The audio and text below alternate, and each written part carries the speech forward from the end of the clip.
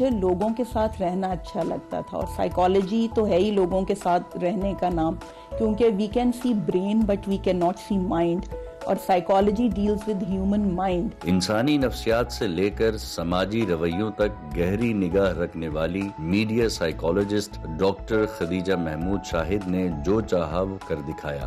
Doctor Khadija کے کامیابی پر گامزن سفر کے پیچھے اس کی نیک نیتی، عزم و یقین اور انتھک محنت کار فرما تھی، لیکن کیا یہ سب اتنا ہی آسان تھا؟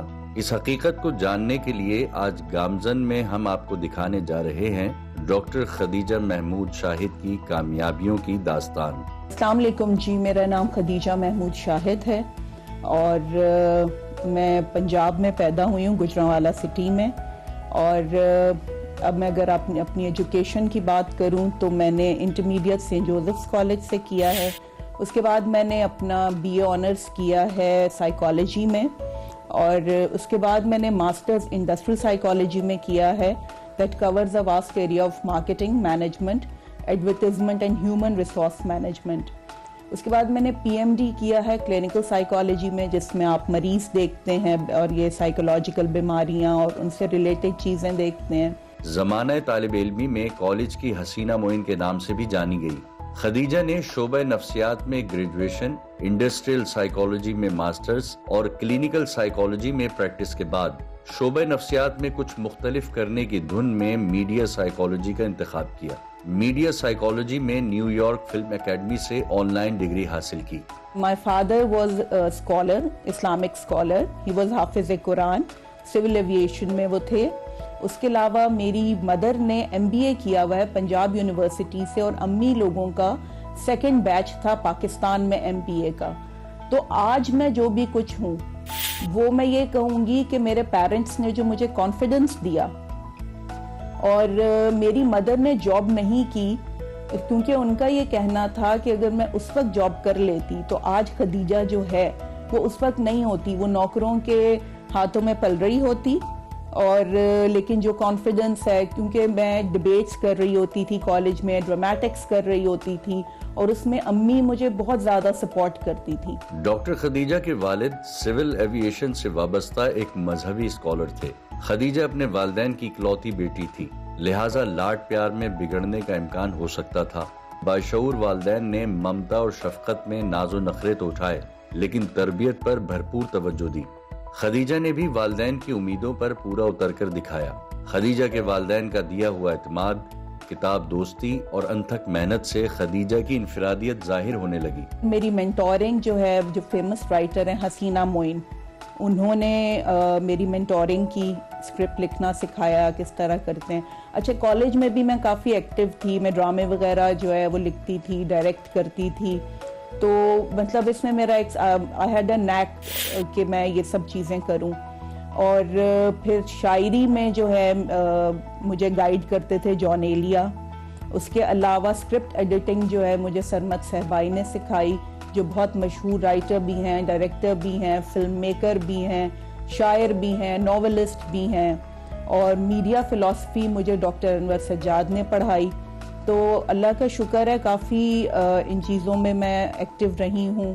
خدیجہ کی نیک نیتی اور خوش نصیبی نے اس کا بھرپور ساتھ دیا، اور خدیجہ کو ضیاء محی الدین، حسینہ معین، جان ایلیا، سرمد صہبائی، انور سجاد، بیرسٹر شاہد جمیل جیسے میڈیا لیجنڈ سے روابط اور تربیت کے بھرپور مواقع میسر آئے، اور میڈیا اور ادب کے درخشاں ستاروں کی پیروی میں نہ صرف منزل مقصود کا سفر آسان ہو گیا، بلکہ تجربات اور تیزی سے ترقی کا سفر طے ہوتا گیا۔ میری اپنی ایک تھیٹر کمپنی تھی جالی گڈ انٹرٹینمنٹ کے نام سے، تو جس میں میں نے 3 کمرشل تھیٹرز کیے، میں نے لکھے بھی، میں نے ڈائریکٹ بھی کیے، اور آج کل بھی جو ہے میں لکھتی بھی ہوں۔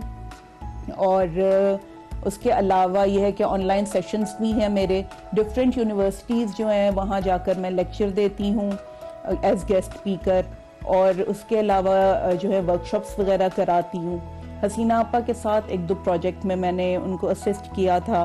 پھر یہ ہے سٹیزن پولیس لائزون کمیٹی جو CPLC ہے، تو اس میں بھی میں تقریباً جو ہے 10 سال میں ممبر رہی ہوں اس کی، جس میں فیمیل ریلیٹڈ ایشوز ہوتے تھے، جس میں خلا، ریپ کیسز، ڈاوری آرٹیکلز، اور مطلب فیمیل سے ریلیٹڈ جتنے بھی کیسز ہوتے تھے وہ سارے میں دیکھتی تھی، اور ایک کڈنیپنگ آپریشن جو تھی میں اس کا بھی پارٹ رہ چکی ہوں۔ خدیجہ نے کم عمری میں ہی ذاتی تھیٹر کمپنی کا آغاز کر دیا، ساتھ ہی ساتھ ایک اخبار کی بیورو چیف، مختلف ٹیلی ویژن چینلز میں اسکرپٹ رائٹنگ اور ڈائریکشن، یونیورسٹیز میں لیکچرز، ورکشاپس اور آن لائن ٹریننگ سیشنز کا سلسلہ بھی شروع ہو گیا۔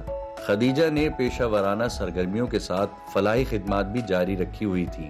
سی پی ایل سی میں بطور فعال ممبر نہ صرف خواتین کے مسائل کو قریب سے دیکھا بلکہ ان کے سلجھانے میں خاصی طب آزمائی بھی کی۔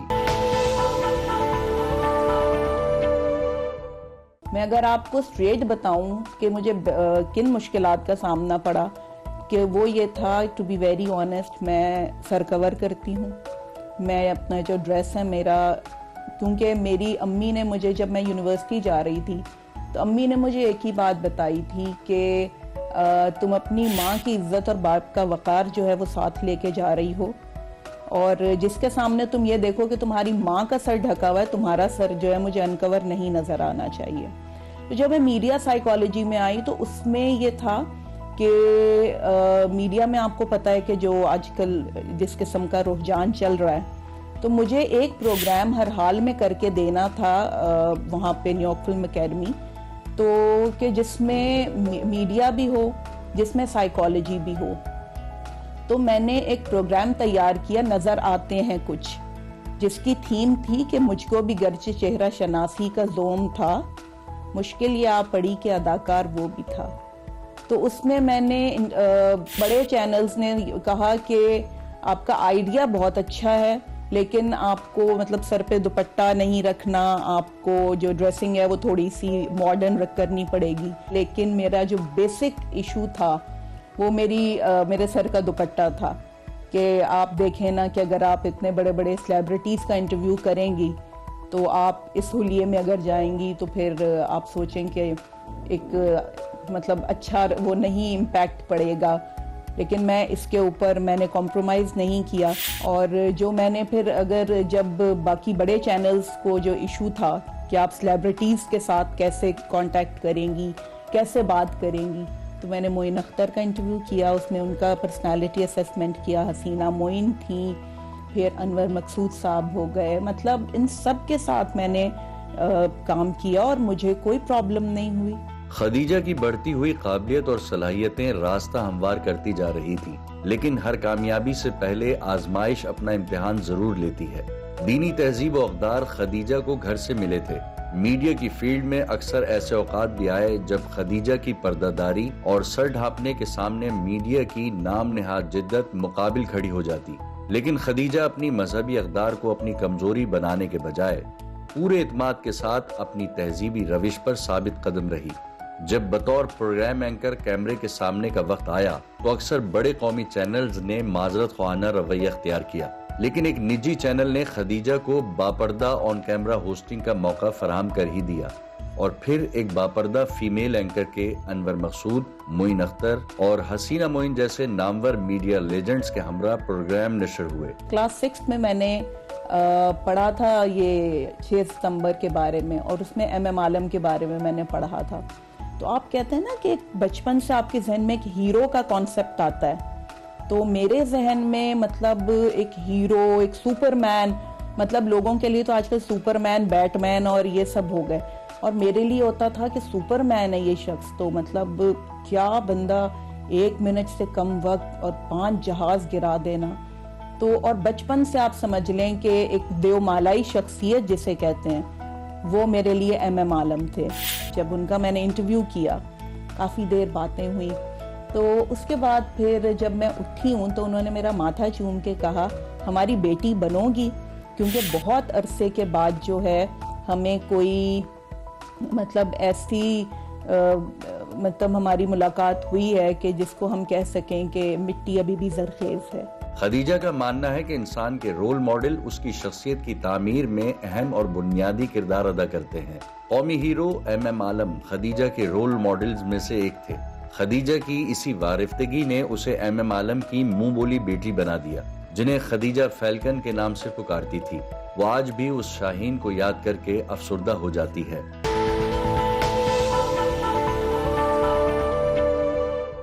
اگر میں میڈیا سائیکالوجی کی بات کروں یا میں اسکرپٹ ایڈیٹنگ کی بات کروں تو ہمارے ہاں روتی پیٹتی خواتین جو ہیں وہ دکھائی جا رہی ہیں.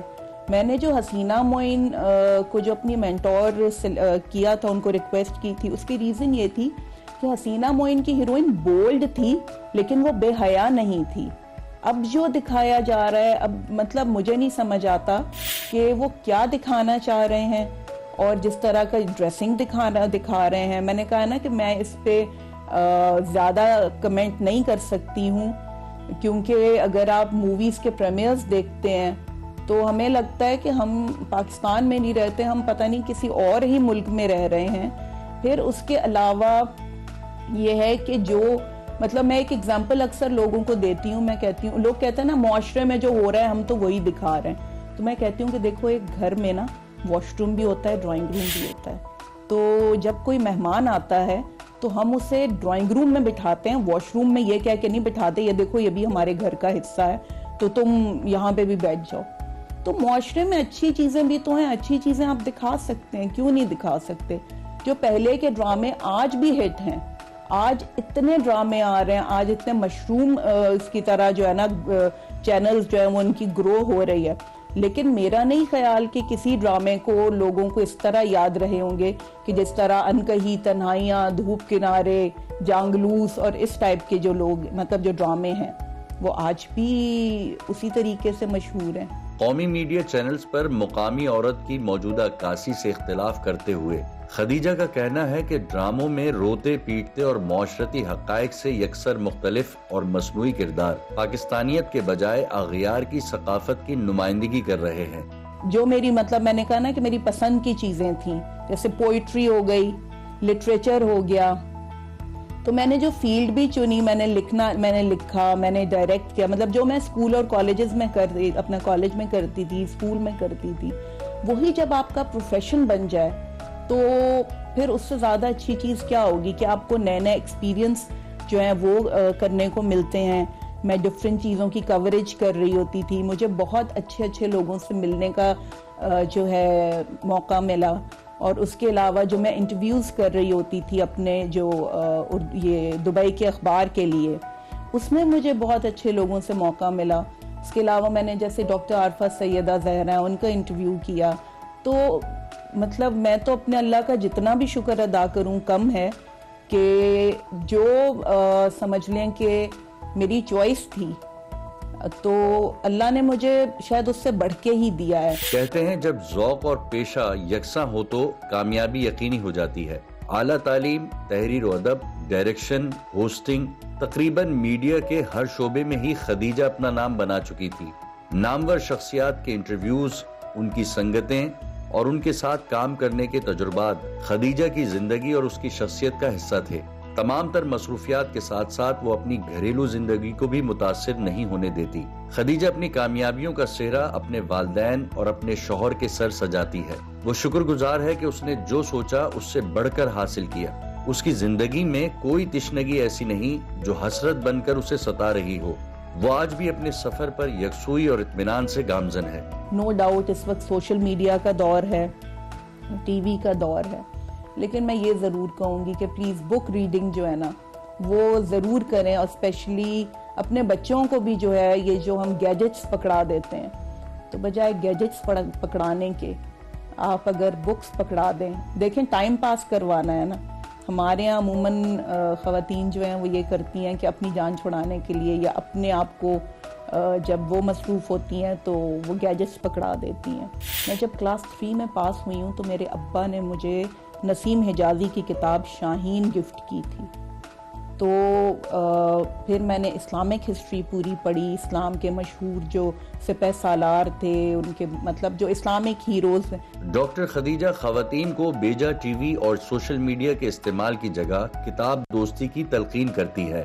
وہ خواتین کے حقوق کی بات بھی کرتی ہے, لیکن مردوں کے مد مقابل ہونے کے بجائے انہیں اپنی پہچان بنانے پر یقین رکھتی ہے. وہ گھریلو زندگی میں بھی میاں بیوی کے مقابلے کے بجائے باہمی اعتماد اور رواداری کی قائل ہے. جہاں شادی سے پہلے میرے پیرنٹس کی بہت سپورٹ رہی ہے میرے ساتھ, اسی طریقے سے شادی کے بعد میرے ہسبینڈ کی بہت سپورٹ رہی ہے. بلکہ وہ مجھے گائیڈ بھی کرتے ہیں. میں کوئی چیز لکھوں میں سب سے پہلے ان کو دکھاتی ہوں کہ اچھا آپ کو کیسی لگی, آپ بتائیے. اور جو لوگ فیمنزم کا بڑا وہ ہمارے یہاں ایک رواج ہے, میں اس کے اگینسٹ نہیں ہوں, لیکن جو ہم کہتے ہیں نا کہ مردوں کی برابری والی بات, تو میں یہ کہوں گی کہ شادی سے پہلے میری پہچان میرا باپ تھا, شادی سے پہلے میں خدیجہ محمود تھی, اور شادی کے بعد میری جو پہچان ہے وہ میرا شوہر ہے. تو اب میں خدیجہ محمود شاہد ہوں. تو جو آپ کی پہچان ہوتی ہے نا, اس کے ساتھ آپ برابری نہیں کرتے ہیں, اس کو ساتھ لے کے چلتے ہیں. تو جو پہچان ہے تو پہچان کی برابری کر کے آپ کیا کریں گے. ڈاکٹر خدیجہ محمود شاہد خواتین کے لیے ایک رول ماڈل ہے. وہ خواتین کو مایوسی کی طرف لے جانے والی ہر راہ سے روکنا چاہتی ہے. وہ امید اور یقین کی راہ پر چل کر منزل سے قریب ہونے کی تلقین کرتی ہے. وہ کامیابی کے راز جان کر دوسری خواتین کو بھی ان سے آگاہ کر رہی ہے, تاکہ آج کی خواتین اسی کامیابی کی راہ پر گامزن ہو جائیں.